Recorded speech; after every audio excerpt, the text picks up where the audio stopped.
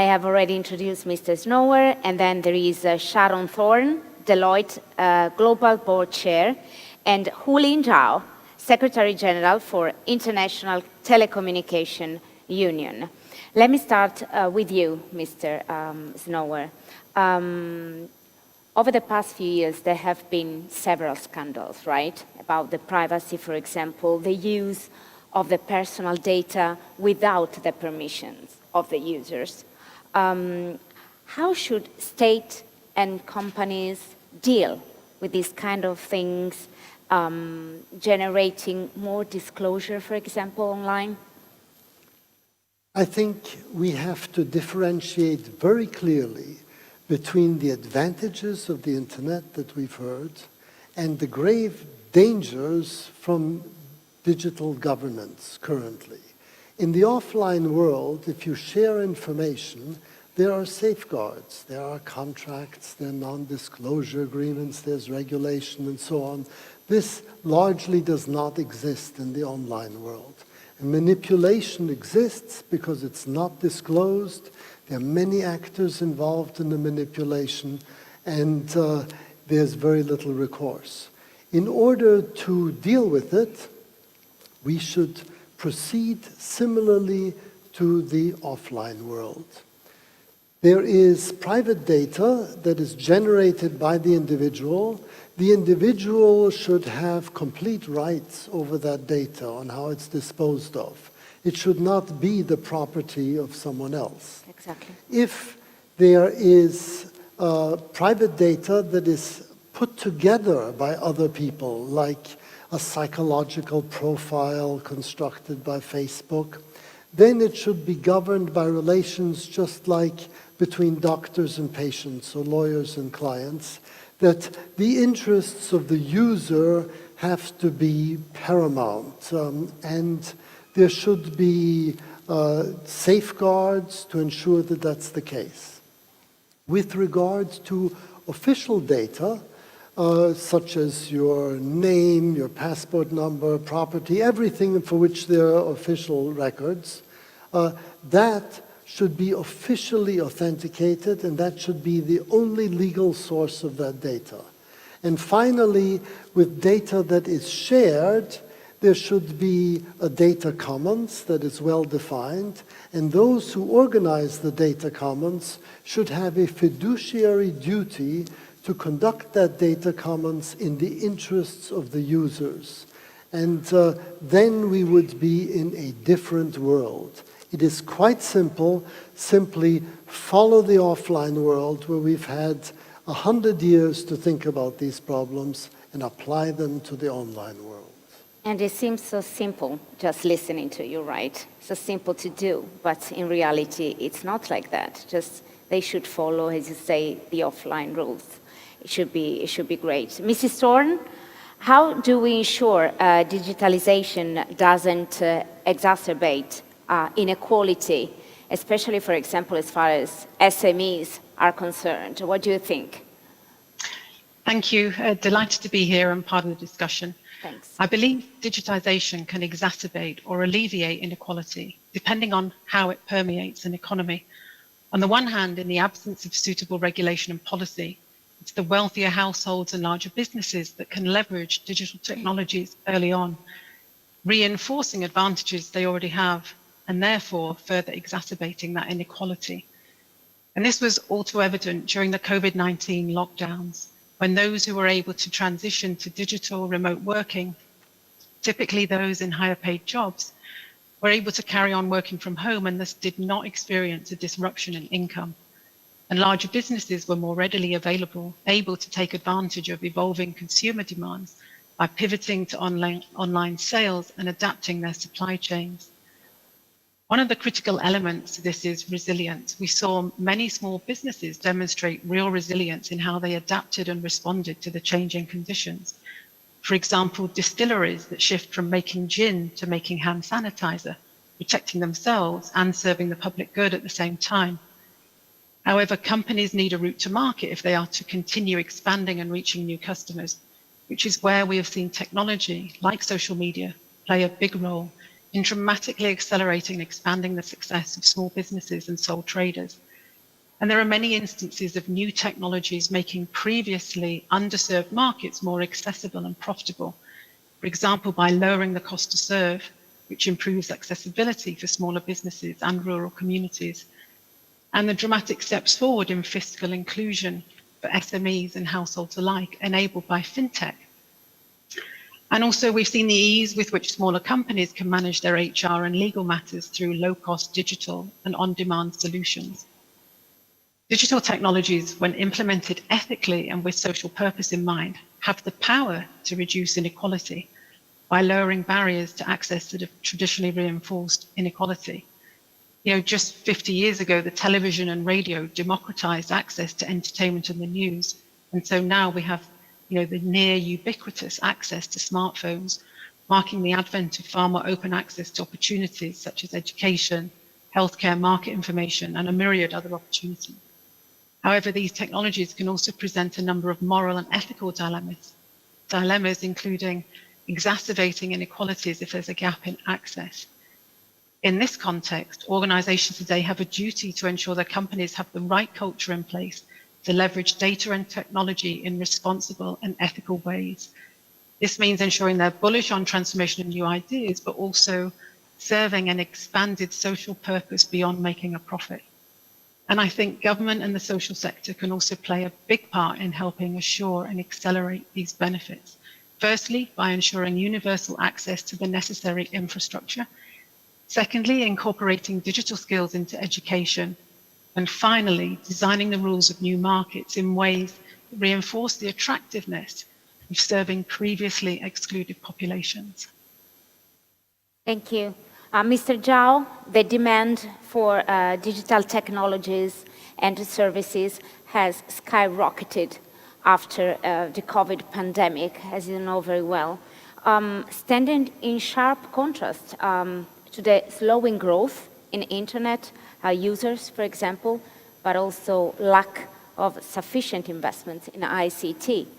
How can we reverse this kind of path that we have right now? Yeah, thank you very much. I'm very pleased to join my friend Vincent and others like Shannon, to have the discussion on this important issue. Today, we talked a lot about ICT importance, and we talked a lot about ICT beneficial to everybody. And this is, I think that we should recognize the invaluable contribution of people like Vincent at the early time to develop internet, and to also share this power tool with everybody, to encourage everybody to use the internet. So that is absolutely remarkable for us to get our life today be enjoyable. But on the other hand, we also know that all this only beneficial to those connected. We still have half population not connected yet. And how can we connect the other half? That is a big challenge to all of us. And if we cannot bring other half be connected, I think that that is big trouble for the whole planet. And the Secretary General of the United Nations, Guterres, last year called for everybody to unite to bring everybody connected by 2030. And just imagine that the half population not connected yet. And for those connected, who are contributed that kind of work, we must recognize that the private sector play a very important role. And the ICT infrastructure up to now is mainly contributed by private sector. And technology is also promoted or developed by a private sector. So that we have to keep private sector be actively engaged with us. However, if we only leave this private sector, the situation may not be changed dramatically. Up to now, half population connected, thanks to them. But why is the other half not connected? Because the other half are staying in the poor area, not a profit to the investors. So that it's very hard to get them there. So that one we need to create, the public also needed to create good environment to encourage private sector to go to this. And here we also have a trouble that people consider that the ICT is profitable always, all time, everywhere. So therefore, we don't need to worry about ICT investment. Let them be developed by themselves. They are sustainable. I think it's very dangerous. And again, let me highlight, today, how public not connected? Why? Because this is not profitable. If we don't change this mindset, that situation will not be changed dramatically. And to reach everybody, be connected by 2030, it's just a joke.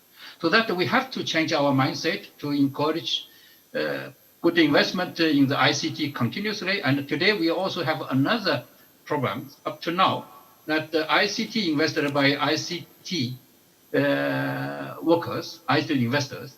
And then, that for each particular country, you see that the ICT is recognized very important for everything, for everyone.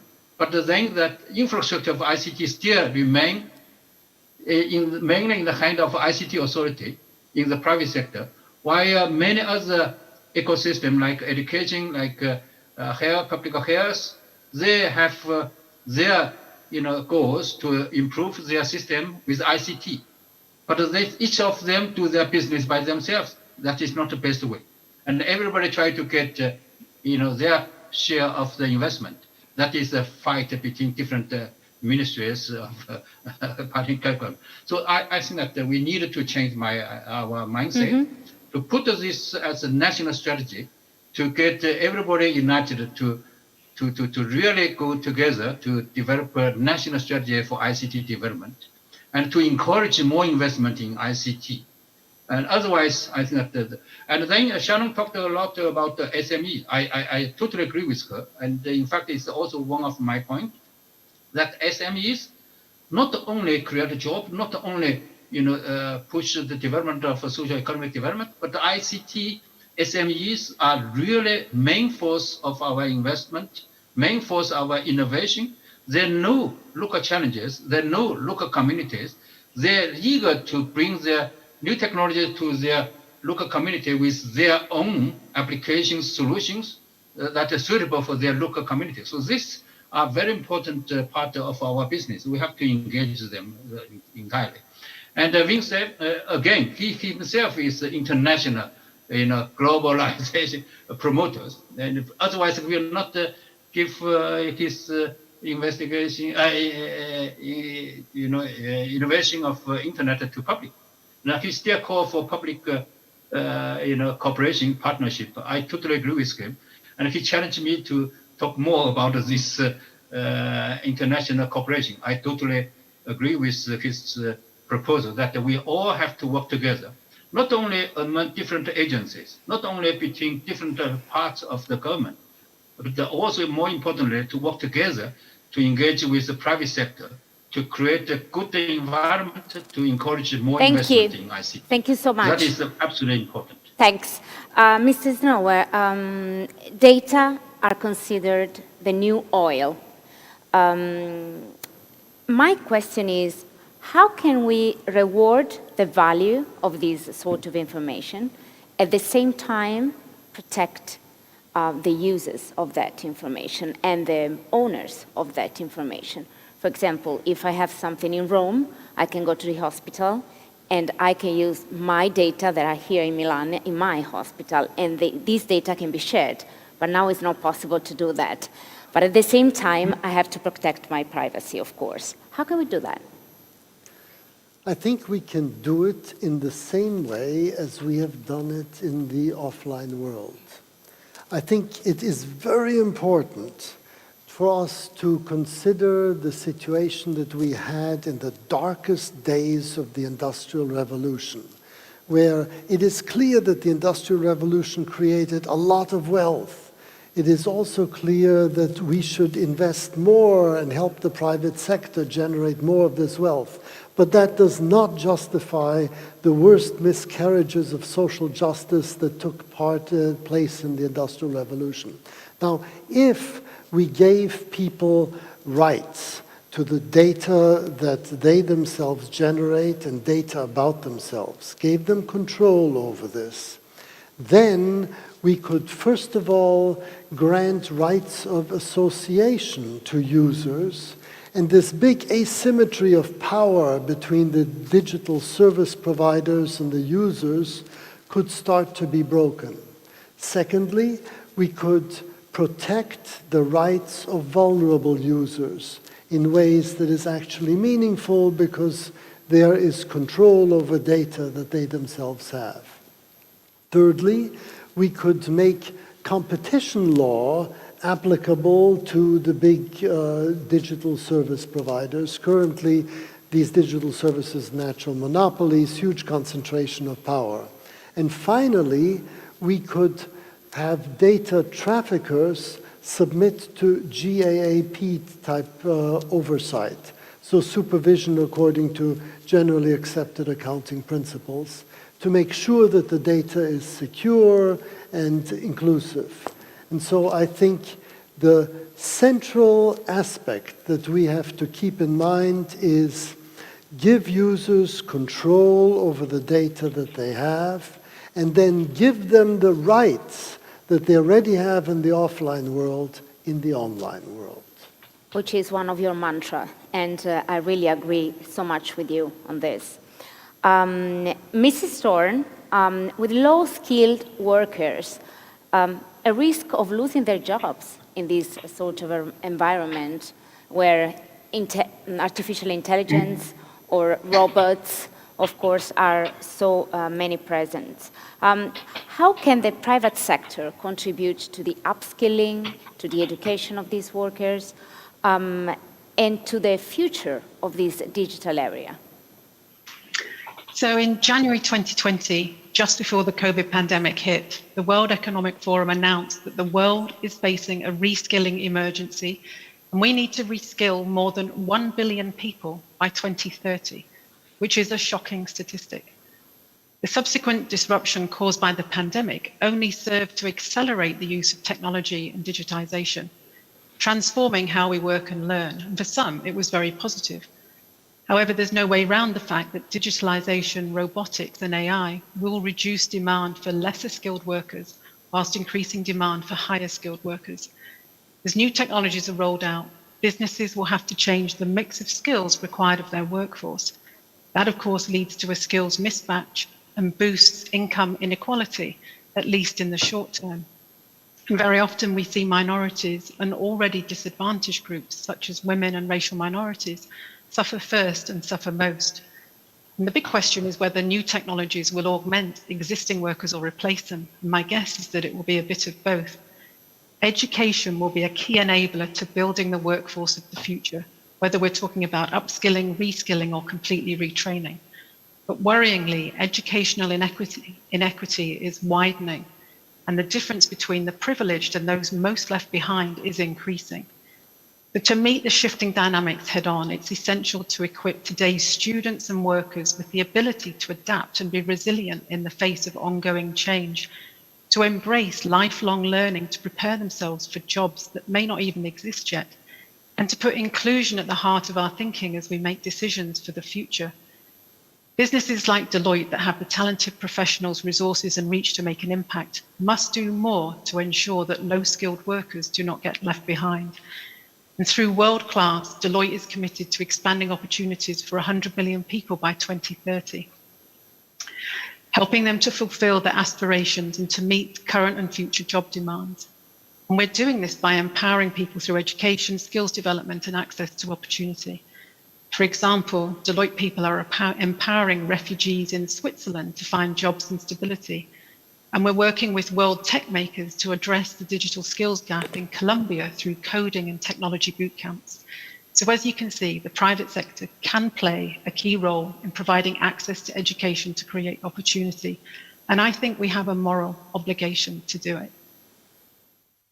Thank you, Mrs. Thorne. Thanks, so interesting.